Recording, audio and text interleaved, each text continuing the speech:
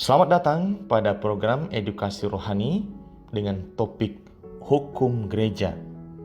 Pada kesempatan ini, secara khusus kita membahas do or don't pada Tri Hari Suci. Mengapa Tri Hari Suci menjadi begitu penting bagi gereja Katolik? Mari kita tempatkan Tri Hari Suci dalam konteks tugas gereja untuk menguduskan, atau disebut sebagai munus sanctificandi, yang diatur dalam KHK 1983 dalam buku keempat pada kanon 834 sampai 253. Dan secara khusus kanon 834 mengatur tentang tugas menguduskan demikian. Tugas menguduskan dilakukan oleh gereja dilaksanakan secara khusus melalui liturgi suci. Melalui liturgi suci itulah gereja melaksanakan tugas menguduskan. Maka perayaan-perayaan liturgi yang secara resmi diatur dan ditetapkan oleh gereja menjadi sarana bagi gereja untuk melaksanakan tugas menguduskan umat Allah. Salah satu perayaan yang begitu besar adalah perayaan Hari Minggu dan erat kaitannya dengan Tri Hari Suci. Hari Minggu, sebagaimana diatur dalam kanon 1246, diberikan penjelasan demikian. Hari Minggu, di mana dirayakannya misteri Paskah, menurut tradisi apostolik, harus dipertahankan sebagai hari pesta wajib primordial. Pertanyaannya, mengapa perayaan hari Minggu itu begitu penting? Karena hari Minggu adalah hari kebangkitan Tuhan. Perayaan misteri Paskah dirayakan pada hari Minggu. Dan perayaan misteri Paskah ini dipersiapkan oleh gereja selama masa Prapaskah 40 hari. Dan dirayakan secara khusus melalui rangkaian perayaan Tri Hari Suci. Kapan itu kita merayakan Tri Hari Suci? Pada hari Kamis Putih sampai dengan ibadat sore Minggu Paskah, itu disebut Tri Hari Suci. Hal ini dijelaskan oleh Kongregasi untuk Ibadat Ilahi melalui surat edarannya yang dikeluarkan 16 Januari 1988 pada nomor 38. Mari kita lihat penjelasannya. Gereja merayakan misteri terbesar penebusan manusia setiap tahun pada Tri Hari yang berlangsung dari misa perjamuan malam terakhir pada Kamis Putih sampai dengan ibadat sore Minggu Paskah. Kurun waktu ini selayaknya bernama Tri Hari Penyaliban, Pemakaman, dan Kebangkitan Kristus, juga disebut Tri Hari Paskah. Nah, kita sudah paham sekarang mengapa Tri Hari Suci begitu penting. Lalu kita melihat do or don't, apa yang mesti dilakukan dan apa yang jangan dilakukan pada hari Kamis Putih. Do.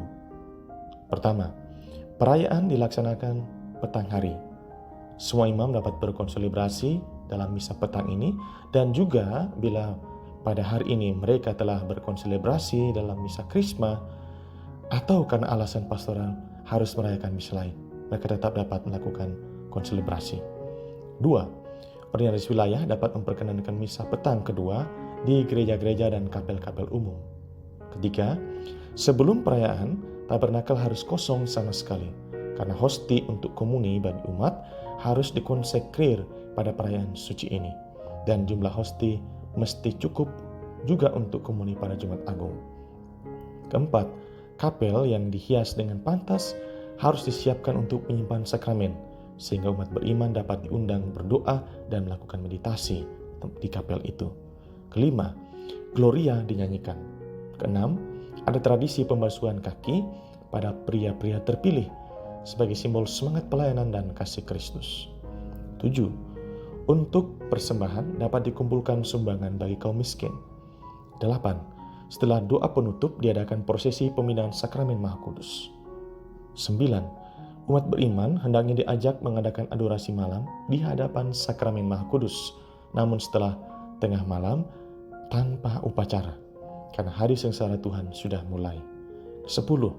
Setelah misa, altar ditutupi dan juga salib-salib bila memungkinkan diselubungi dengan kain merah atau kain ungu. Nah, bila sudah terjadi Sabtu atau sebelum Minggu Prapaskah kelima. Jadi kalau sudah ditutup sejak Minggu Prapaskah kelima, maka tidak perlu lagi. Lalu don't. 1.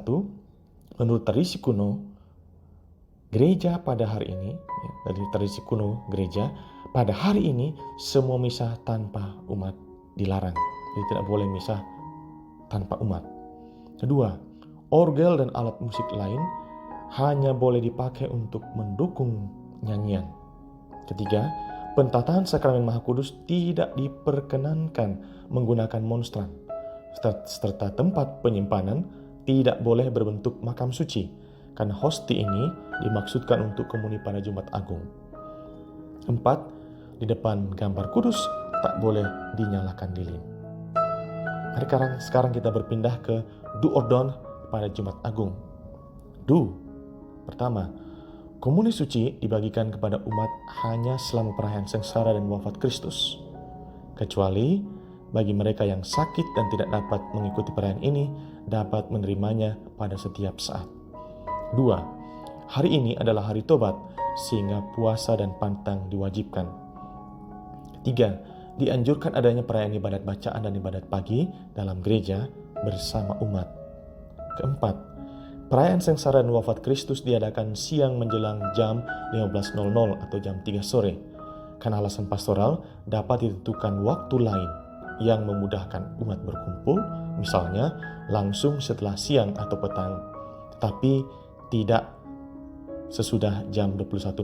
Jadi tidak boleh setelah jam 9 malam. 5. Tata perayaan Jumat Agung mencakup ibadat sabda, penghormatan salib, dan perayaan komuni. 6. Ritus khas Jumat Agung, imam dan asisten pergi dengan diam ke altar tanpa nyanyian, lalu imam menelungkup. 7. Kisah sengsara dinyanyikan atau dibacakan seperti pada Minggu Palma, lalu dilanjutkan dengan homili. 8. Doa permohonan dilaksanakan sesuai dengan teks dan bentuk yang berasal dari tradisi kuno dengan segala intensi karena mengacu pada daya universal sengsara Kristus untuk keselamatan seluruh dunia. 9. Salib yang diangkat hendaknya cukup besar dan indah. Lalu seruan pada pengangkatan salib dan jawabannya harus dinyanyikan dengan 3 kali. Lalu berlutut bagi umat. Jadi jawabannya dinyanyikan kemudian 3 kali umat berlutut, sedangkan imam berdiri mengangkat salib. 10. Hanya 1 salib disediakan untuk dihormati karena dituntut kesejatian tanda. Kecuali dengan masa pandemi seperti ini, kita baik mempertimbangkan demi memutus rantai penyebaran COVID-19 dan menjaga kesehatan dan keselamatan kita bersama. 11. Imam menyanyikan pengantar doa Bapa Kami yang kemudian dinyanyikan oleh semua tanpa salam damai, lalu komuni dilaksanakan seperti biasa. 12. Setelah perayaan, altar dilucuti, tetapi salib dan keempat kandelar dibiarkan. Lalu di dalam gereja dapat disediakan tempat bagi salib sehingga umat dapat menghormatinya dan mengecupnya serta meluangkan waktu untuk merenung. 13. Jalan salib, prosesi sengsara atau kebaktian terhadap Santa Maria yang berduka dapat dilaksanakan dengan teks dan nyanyian yang sesuai dengan aturan liturgi. Don't. Ada 2. Pertama, gereja tidak merayakan Ekaristi. Kedua, perayaan sakramen-sakramen pada hari ini dilarang keras, kecuali sakramen tobat dan perminyakan orang sakit. Lalu, pemakaman jika diadakan tanpa nyanyian, orgel dan lonceng. Sekarang kita berpindah ke Sabtu Paskah, do or don't pada Sabtu Paskah. Catatannya, pada hari ini gereja tinggal di makam Tuhan, merenungkan penderitaan, wafat dan turunnya Yesus ke alam maut dan menantikan kebangkitannya. Do. Pertama, dianjurkan merayakan ibadat bacaan dan ibadat pagi bersama umat. Kedua, gambar Bunda Maria berduka dapat dipasang dalam gereja untuk dihormati oleh umat dan komuni suci dapat diberikan sebagai bekal suci. Don't. Gereja tidak merayakan Ekaristi dan perayaan sakramen perkawinan dan sakramen-sakramen lain tidak boleh diberikan kecuali sakramen tobat dan pengurapan orang sakit.